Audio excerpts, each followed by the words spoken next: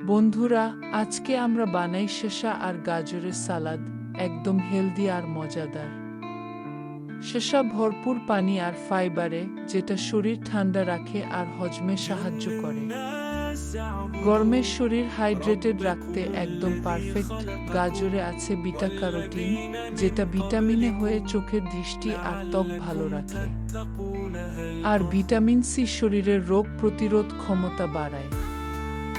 এই সালাদ নিয়মিত খাইলে কোষ্ঠকাঠিন্য দূর হয়, শরীর থেকে টক্সিন বের হয়, এমনকি কিডনির পাথর হবার ঝুঁকিও কমে যায়। আর ওজন নিয়ন্ত্রণ।